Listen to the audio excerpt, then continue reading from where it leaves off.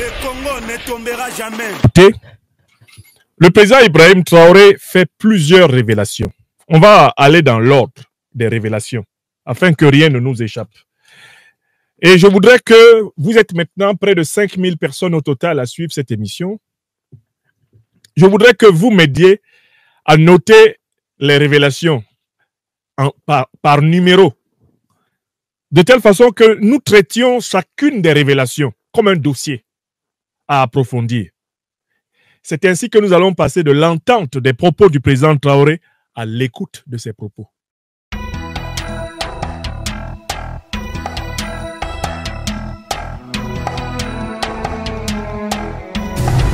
Sauvons l'Afrique. Bonjour tout le monde, j'espère que vous allez bien. Pareil, moi aussi je vais bien par la grâce de Dieu. Je voudrais un peu répéter ce que le professeur Franklin Nyamsi vient de nous dire. Retenons que le président Ibrahim Traoré, par rapport à sa politique, il est premièrement sollicité et il est aussi menacé. Je vais un peu lire ce que le professeur Franklin Nyamsi nous a aussi délivré comme révélation. Le pays du sud du Burkina Faso ont approché le régime du président Ibrahim Traoré pour lui demander de négocier avec les terroristes et de leur permettre d'avoir un territoire où ils peuvent exprimer, où ils peuvent mener leur activité au Burkina Faso. Mais la question est posée. Le pays du sud du Burkina Faso. Le Burkina Faso a quelques pays au sud. Il y a des sud-est, sud-ouest et les sud. Mais on va savoir, parmi les pays, quels sont les pays qui ont demandé au régime du Burkina Faso de céder aux terroristes d'autres territoires pour leur activité. Raison pour laquelle le professeur Franklin Nyamsi va nous délivrer des graves révélations aujourd'hui. Je vous en prie vraiment, serrez vos ceintures et puis suivons cette vidéo du professeur et puis on va revenir après cette vidéo pour analyser ensemble avec vous. Suivons la vidéo. Le président Ibrahim Traoré fait plusieurs révélations. On va aller dans l'ordre des révélations afin que rien ne nous échappe. Et je voudrais que vous êtes maintenant près de 5000 personnes au total à suivre cette émission.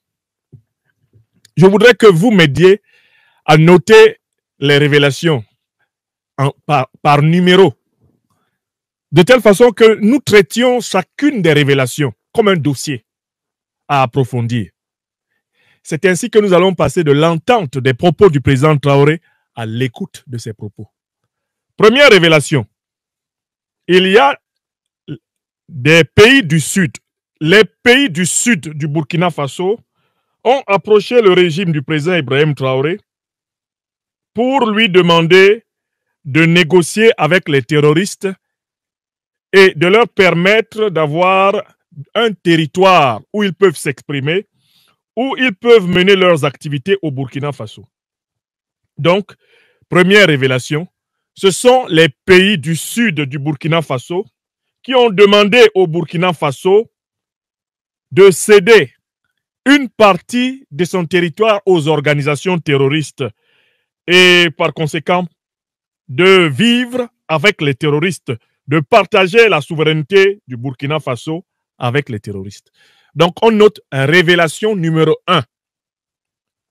Les pays du sud du Burkina Faso sont responsables d'avoir demandé aux autorités burkinabées du régime du président Ibrahim Traoré de céder une partie de leur territoire aux terroristes. Est-ce que vous êtes d'accord avec moi? Est-ce que nous avons entendu la même chose? Je n'avance pas sans vous. Est-ce que nous avons entendu exactement la même chose? Dites-moi que oui, si vous avez entendu la même chose. Si je n'ai pas bien traduit ce qu'on a tous entendu, si je n'ai pas bien écouté, corrigez-moi. Est-ce que c'est ça? Bon, comme vous êtes tous d'accord pour dire que c'est ce que le président Traoré nous a dit. Est-ce que c'est ça? Bon, comme vous vous êtes tous d'accord pour dire que c'est ce que le président Traoré... Puisque c'est ce qu'il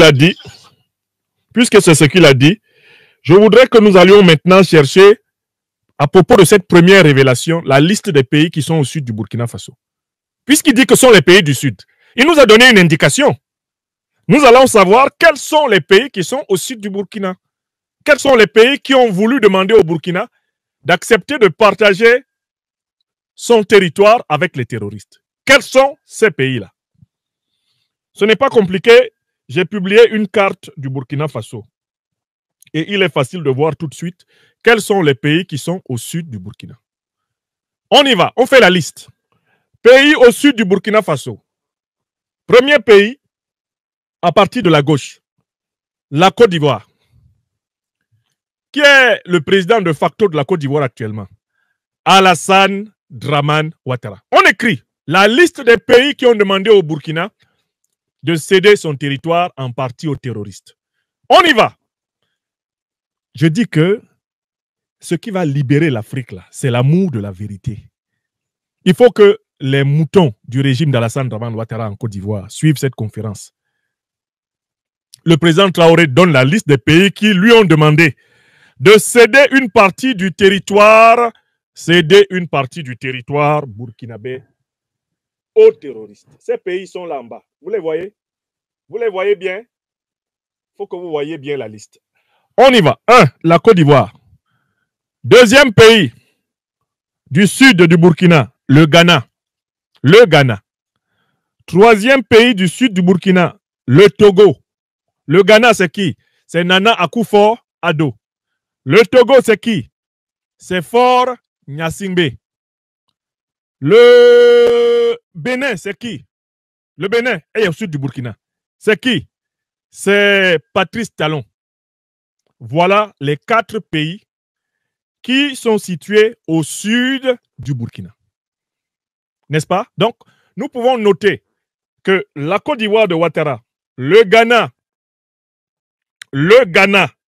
de Nana Akufo-Addo, le Togo de Faure Gnassingbé et le Bénin sont expressément accusés, le Bénin de Patrice Talon, sont expressément accusés par le président Ibrahim Traoré du Burkina Faso de lui avoir demandé de céder une partie de son territoire aux organisations terroristes, de coopérer et de collaborer avec les organisations terroristes. Écrivez ça. Vous savez que dans ces pays-là, il y a des gens qui détestent la vérité. Et dans notre continent, le continent africain, la haine de la vérité est un sport qui a beaucoup d'adeptes. Donc, nous allons tirer de ce que le président Traoré nous a dit toutes les vérités qui ne seront jamais oubliées. Je vous rappelle que depuis là, je n'ai pas entendu un démenti de la Côte d'Ivoire.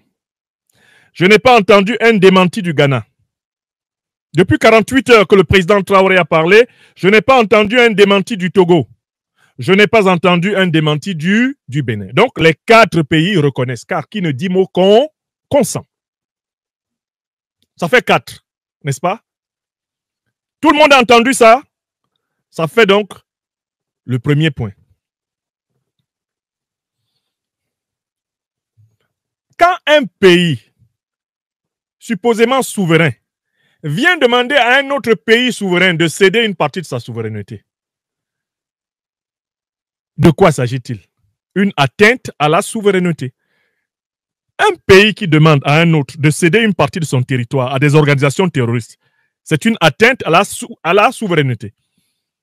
Mieux, cette proposition ivoirienne de Ouattara, cette proposition ghanéenne, togolaise et béninoise est très clairement une complicité avérée avec les organisations terroristes. Oui ou non? J'essaie de tirer les conséquences. Quand un pays vient te dire cède une partie de ton territoire aux terroristes, c'est que c'est un pays qui est lui-même en coopération avec les terroristes.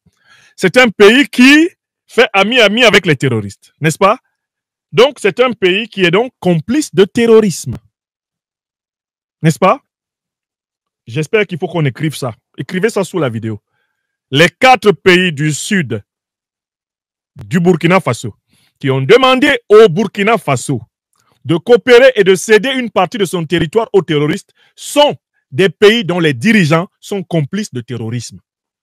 Écrivez ça. Écrivez. Et allez leur dire que c'est ce que nous apprenons de la bouche du président Ibrahim Traoré.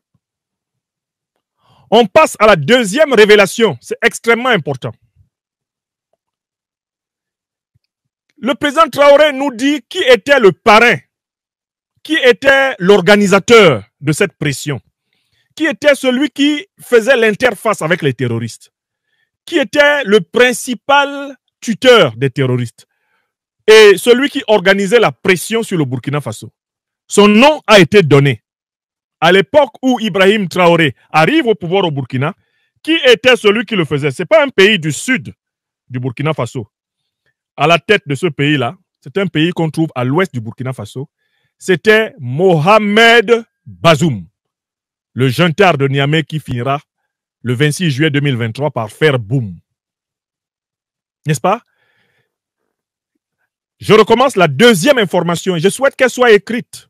Le président Traoré nous informe que le parrain des terroristes, celui qui organisait cette pression sur le Burkina Faso, celui qui était leur doyen, celui qui était le maître du jeu, celui qui mettait la pression sur Ouagadougou, afin que Ouagadougou lâche une partie de son territoire aux organisations terroristes, c'est celui qui était à l'époque le président de la République du Niger, Mohamed Bazoum. Donc, grâce à cette deuxième information, nous pouvons écrire ceci. Mohamed Bazoum est accusé par le président du Burkina Faso d'avoir été le grand parrain des organisations terroristes.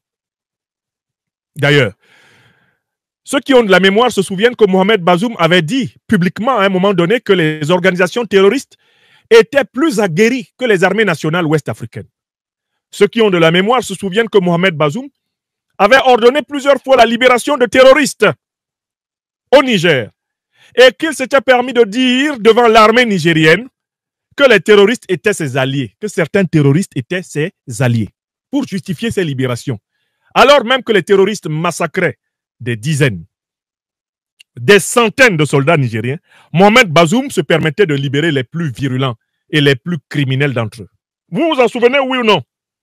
C'est la deuxième information. Mohamed Bazoum, parrain du terrorisme ouest-africain. Quand il était président de la République, depuis qu'il a été renversé, il ne peut plus exercer cette activité. Est-ce que c'est clair? C'est la deuxième information que nous notons. Donc, Mohamed Bazoum est passible de poursuite pour crime de guerre, pour crime contre l'humanité. Il est passible de poursuite pour terrorisme, non pas simplement au Niger, mais dans toute l'Afrique de l'Ouest. Mohamed Bazoum est passible de poursuite pour crime de terrorisme dans toute l'Afrique de l'Ouest, car il était le chef, le médiateur en chef des organisations terroristes. Il était leur interface, il était leur parrain. Ça, c'est la deuxième grande information que nous obtenons du président Traoré. On passe à la troisième information. S'il vous plaît, numérotez sous la vidéo parce que nous sommes là dans un exercice de vérité. La troisième information qui nous est donnée, c'est que le président Traoré, quant à lui, a refusé de collaborer avec les terroristes. Le nouveau pouvoir MPSR2 du président Traoré a refusé de céder le territoire burkinabé aux terroristes. Il a choisi la solution de la lutte antiterroriste. Mais cette solution de la lutte antiterroriste était opposée à celle des pays du sud du Burkina Faso, c'est-à-dire la Côte d'Ivoire, c'est-à-dire le Ghana, c'est-à-dire le Togo, c'est-à-dire le Bénin. Et cette position de lutte contre les organisations terroristes était bien sûr désapprouvée par le parrain Mohamed Bazoum, le junteur de Niamey qui devait faire boum. Donc, troisième information. Ibrahim Traoré et le Burkina Faso choisissent la lutte. Et en cela, ils rejoignent la position du président Assimi Goïta du Mali et de ses compagnons du Mali Koura qui ont choisi la lutte antiterroriste. Qui ont choisi de chasser les terroristes de Kidal, d'Aguelhok, de Gundam, de Ber, de Tessalit. Chasser les terroristes du sol malien. C'est la même décision que le président Ibrahim Traoré prend pour les siens et avec les siens. Combattre les terroristes, les vaincre, les éliminer, les chasser du sol burkinabé. En face, c'est la décision contraire. Alassane Ouattara en Côte d'Ivoire ne veut pas combattre les terroristes. Nana Akufo-Addo au Ghana ne veut pas combattre les terroristes. Faure Gnassingbé au Togo ne veut pas combattre les terroristes au moment de ces faits. Patrice Talon au Bénin ne veut pas combattre les terroristes. Mohamed Bazoum, le juntard de Niamey qui devait faire boum, ne voulait pas combattre les terroristes. Eux, ils voulaient faire ami avec les terroristes. Ils voulaient céder une partie du territoire ouest africain aux terroristes. C'est-à-dire, en fait, le territoire que les terroristes veulent, c'est le Liptako Gourma, la partie la plus riche entre les trois pays que sont le Burkina, le Mali et le Niger. Il était question de laisser cela aux terroristes. C'était donc la philosophie incarnée par les pays du sud du Niger et le parrain en chef des terroristes d'alors, à savoir Mohamed Bazoum, le juntard de Niamey qui a fait boum. Donc, on peut noter, troisième conclusion forte de ce que nous avons entendu. Alors que le Burkina Faso et le Mali choisissent à l'époque de combattre le terrorisme, les régimes du sud du Burkina, que nous avons cités, et leur parrain nigérien, Mohamed Bazoum, choisissent plutôt la collaboration, la coopération avec les terroristes. Ils choisissent plutôt l'abandon de la souveraineté territoriale, du moins l'abandon partiel de la souveraineté territoriale aux terroristes. Maintenant, nous allons passer à la quatrième révélation. Il y a une quatrième révélation. Il y a un quatrième enseignement. Mohamed Bazoum va tomber. Et la question que je vous pose, vous avez écouté le président Ibrahim Traoré. Quel est le président qui prend le relais et qui devient, après la chute de Mohamed Bazoum, qui devient le chef de file des collabos, des coopérants? Quel est le président qui désormais offre son territoire, offre sa couverture et son parrainage officiel aux terroristes? Quel est le président qui, quant à lui, va continuer à assumer ce rôle? Quel est ce président? Son nom a été donné. Parce qu'on a tous entendu, maintenant on est en train d'écouter ce qui a été dit. Quel est le président, quel est le dirigeant politique qui, après la chute de Bazoum, est devenu le patron, le tuteur, le protecteur, l'hébergeur, la base arrière principale des terroristes qui ensanglantent le Burkina? C'est qui? Son nom a été donné. C'est Alassane Dramane Ouattara à la tête de la Côte d'Ivoire. Donc Bazoum tombe, Ouattara prend les choses en main. Il continue le travail que Bazoum faisait. C'est Bazoum qui coordonnait. C'est Bazoum qui aidait à sauver les terroristes. Bazoum étant tombé, Alassane Dramane Ouattara prend la relève. Ceci vous permet de comprendre pourquoi Alassane Ouattara est de tous les dirigeants ouest-africains celui qui était le plus chaud pour faire la guerre contre le Niger. Celui qui a annoncé qu'il avait monté 1100 hommes, que la guerre aurait lieu. Il est même allé au Nigeria proclamer, prononcer la guerre contre le Niger, plus que le Nigeria même. Il est dans le pays des gens et c'est lui qui va en guerre plus que les propriétaires de ce pays. Même Tinubu n'a pas parlé aussi méchamment. Même Tinubu n'était pas aussi chaud pour aller à la guerre. Alors que Tinubu était le président en exercice de la CEDEAO, Alassane Ouattara était le plus zélé. Pourquoi était-il le plus zélé? Parce que désormais, c'est lui qui était devenu le parrain en chef des organisations terroristes. Ça, c'est la quatrième information que nous avons obtenue. Et ceci permet de comprendre pourquoi les terroristes, maintenant, quand ils sont en difficulté au Burkina, ou au Mali, ou au Niger, ils fuient en Côte d'Ivoire. En Côte d'Ivoire, ils savent qu'ils ne seront pas poursuivis. Le président Traoré nous a décrit des scènes de guerre dans lesquelles on voit très bien que l'armée ivoirienne de Ouattara est capable d'arrêter 2 soldats burkinabés qui vont acheter des cigarettes en Côte d'Ivoire, mais elle est incapable d'arrêter des dizaines, des centaines de terroristes armés qui se réfugient en Côte d'Ivoire, à 50 mètres de la frontière burkinabé, et qui se sentent protégés par le nouveau parrain. N'est-ce pas? C'est la quatrième information de taille. Alassane Dramane Ouattara, le remplaçant de Bazoum, dans le parrainage, le tutorat, l'encadrement et la protection des organisations terroristes. Il y a une cinquième information qui est tombée dans nos oreilles. Le président Traoré dit qu'à partir de là, il a compris qu'il fallait se focaliser sur la lutte antiterroriste et qu'il ne fallait pas entrer dans le moule. Le moule incarné par Mohamed Bazoum, incarné par Alassane Dramane Ouattara. Quel est ce moule?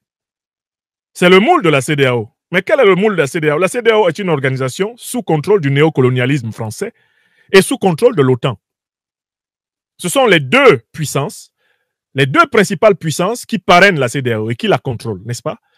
Quand le président Ibrahim Traoré nous dit que lui, il a refusé d'entrer dans ce moule, c'est-à-dire qu'il a refusé de se soumettre au patron de Ouattara, au patron de Talon, de Gnassingbé, au patron de Nana Akufo-Addo. Il a refusé de se soumettre au patron de Adebola Tinubu. Il a refusé de se soumettre à eux. Vous comprenez? Le moule dont il est question ici, c'est le moule néocolonialiste de la CEDEAO, c'est le moule otanien, le moule de l'OTAN. N'est-ce pas? J'espère que c'est clair pour tout le monde parce qu'on a tous entendu, maintenant vous êtes en train d'écouter ce que le président dit. Maintenant, il y a une sixième information et j'espère que vous l'avez bien entendu. Le bloc CEDEAO s'est fissuré à partir de quand? Les pays du Sud qui demandaient au président Ibrahim Traoré d'accepter de donner une partie de son territoire aux terroristes. Ces pays-là ont cessé d'être dans l'unanimité à partir de quel moment? Le président Traoré nous a dit que ces pays ont cessé d'être dans l'unanimité avec Alassane Dramane Ouattara et Mohamed Bazoum quand leurs territoires ont également été attaqués. Vous avez entendu ça, oui ou non? Alors, quels sont les pays du sud du Burkina Faso dont les territoires ont aussi été attaqués par les organisations terroristes et qui ont été amenés à mettre un peu d'eau dans leur vin ou plutôt dans leur Niamankoudi? Quels sont ces pays? Je m'en souviens, il y en a deux. Il y a deux pays du sud du Burkina Faso qui ont été attaqués par les organisations terroristes et dont les dirigeants ont commencé à s'interroger. Peut-être même on peut dire trois. Les deux principaux qui me reviennent à l'esprit, c'est le Togo de Faure Gnassingbé, le Bénin de Patrice Talon, qui rapidement a fait venir les Rwandais pour sa sécurité personnelle, bien sûr, abandonnant le peuple béninois au diable vauvert. Le Togo a été attaqué par les organisations terroristes, le Bénin l'a été, le Ghana commence à être menacé. Mais je pense principalement au Togo et au Bénin. En particulier, le président togolais Faure Gnassingbé, se rendant compte que lui aussi était attaqué, a commencé à changer en partie sa doctrine, c'est-à-dire à faire preuve d'une plus grande compréhension envers la position du Burkina Faso, la position du Mali et la position du nouveau Niger du président Abdourahmane Tiani. C'est vrai ou c'est faux? Voilà les 5 enseignements que nous venons d'avoir. Tout le monde a bien noté les 5 enseignements? 1. Ce sont les pays du sud du Burkina Faso qui ont voulu attenter à la souveraineté du Burkina Faso en forçant la main au Burkina Faso pour céder une partie de son territoire aux terroristes. Ce sont des pays dont les dirigeants sont donc complices des organisations terroristes. 2. Le parrain des organisations terroristes, le premier parrain en chef, c'était Mohamed Bazoum du Niger. Et c'est lui qui sans cesse augmentait la pression. 3. Lorsque Bazoum est tombé, le nouveau parrain s'est avéré à Alassane Dramane Ouattara. C'est lui aujourd'hui qui est le gardien du temple. C'est lui qui est le protecteur des groupes terroristes, qui ensanglante le Burkina Faso, l'Alliance des États du Sahel. Ça, c'est 3. 4e, Ibrahim Traoré a refusé, lui et ses compagnons, de se soumettre à la logique des pays du sud du Burkina et à la logique du Niger de Bazoum. Parce que eux, ils ont choisi de collaborer avec les terroristes, ils ont choisi de faire ce que leurs maîtres néocolons français et impérialistes occidentaux leur demandent, alors que Traoré Ibrahim et ses compagnons du MPSR ont choisi la lutte. 5e évidence, qui ne doit avoir échappé à personne, le bloc des collaborationnistes a commencé à se fissurer lorsqu'ils ont à leur tour, au Togo et au Bénin notamment, été attaqués par les organisations terroristes. C'est ce qui explique eh bien, l'évolution du positionnement du président togolais Faure Gnassingbé. Tant que lui, il n'était pas attaqué, il préférait que le Burkina accepte de céder une partie de son territoire. Quand le Burkina a vu que lui aussi était attaqué, le Burkina lui a fait remarquer que voilà ce qu'on t'avait dit. Quand vous voulez faire ami-ami avec les organisations terroristes, elles finissent toujours par se retourner contre vous. Et le président Traoré dit dans l'intervention que le Burkina a eu une expérience. Sous le président Compaoré, le Burkina, pour se protéger des terroristes, leur avait ouvert les portes du pays. Ils pouvaient se réfugier au Burkina. Le criminel Iyad Agali était tranquille chez lui à Ouagadougou. Tout se passait bien. Le Burkina n'était pas attaqué. Mais quelle est la situation aujourd'hui? N'est-ce pas le Burkina qui paye encore le maximum de pots cassés, puisque les terroristes ont eu le temps de bien connaître le pays et de savoir comment le saboter, le déstabiliser? Voilà les vérités qui ont été dites là. Mais il y a une deuxième pièce que je voudrais verser à votre réflexion pour compléter votre jugement. Mais ces terroristes-là, qui sont des terroristes d'Al-Qaïda et de l'État islamique, et même c'est la même organisation, mais qui les a créés? D'où viennent-ils? Qui les finance? Nous avons donné plusieurs conférences ici, nous avons donné des lectures d'ouvrages, nous avons donné tellement de sources, mais aujourd'hui je voudrais donner la parole à un homme politique français. Quand on parle de la négociation, on voit directement que si aujourd'hui l'Afrique elle est détruite, c'est parce que quand il y a du terrorisme dans des pays africains, il y a des présidents africains qui jouent un rôle de parrainage ou un rôle de négociation. Quand on parle aujourd'hui de la RDC, la République démocratique du Congo, avec l'ancienne politique du président honoraire Joseph Kabila Kabange, il y avait eu des négociations entre le pouvoir en place et le terrorisme. Raison pour laquelle l'armée congolaise était infiltrée. Et jusqu'à présent, l'actuel président, que je peux citer Félix, ne trouve pas et il est en train de subir des peines dont le président, ex-président Kabila, lui avait insurgé. Raison pour laquelle il y a aussi beaucoup de pays africains dont l'armée est infiltrée par rapport aux négociations imposées par l'Occident. La politique que Ibrahim Traoré, le président de la transition du Burkina Faso, elle est en train de mener, cette politique-là qu'il est en train de mener, la politique est en train de faire sortir le pays que je cite, le Burkina Faso, de l'emprise de l'Occident. Le Burkina Faso, en lui-même, il est en train de lutter pour éradiquer, quand on parle de l'éradication, se mettre hors d'état de nuire la politique occidentale, ou la politique étrangère, ou la politique européenne, ou la politique américaine. Le président Ibrahim Traoré, il est en train éradiquer, de mettre hors d'état de nuire la politique occidentale. Il avait acheté des drones militaires en Turquie, non en Russie, non en France, même pas aux États-Unis, même pas en Chine ni au Corée. Mais il avait acheté des drones militaires en Turquie, non, à Turquie. Mais c'était pourquoi? C'était pour renforcer l'armée du Burkina Faso. Et c'était pour éradiquer, je dis bien éradiquer, donc mettre hors d'état de nuire ce système de la guerre.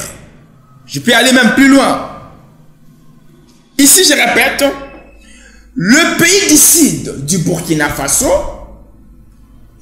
ont approché le régime du président de la transition, Ibrahim Traoré, donc le pays du sud. Donc il y a des présidents du pays du sud pour lui demander de négocier avec les terroristes et de leur permettre d'avoir des territoires où ils peuvent s'exprimer, ou ils peuvent aussi amener leur activité au Burkina Faso.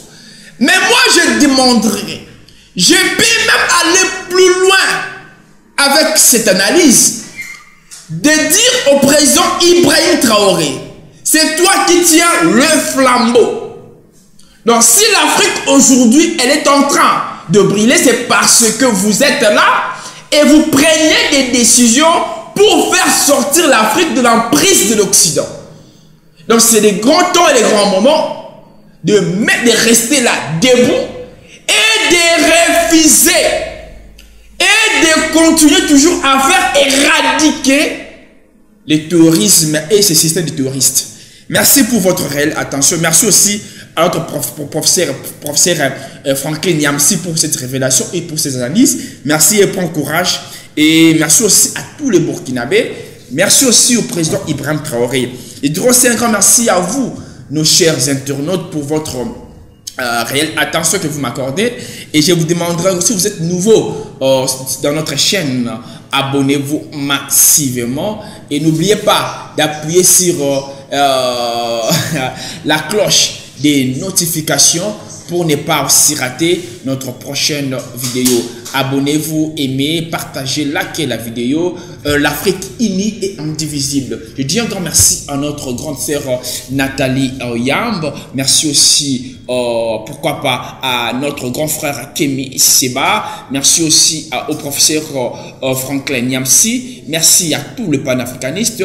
Merci aussi à mon prédécesseur, frère prophète de l'homme du moment, le panafricaniste Jacques Kana. Merci aussi à tous les panafricanistes. Merci à Mouna Dior. Merci à Maman Evelyne. Merci au bishop John Makisse Israël. Merci pour votre attention et merci à vous tous les Africains et frères africaines. Je vous aime vraiment de tout mon cœur. Restez branchés dans notre chaîne. Au revoir. Le Congo ne tombera jamais.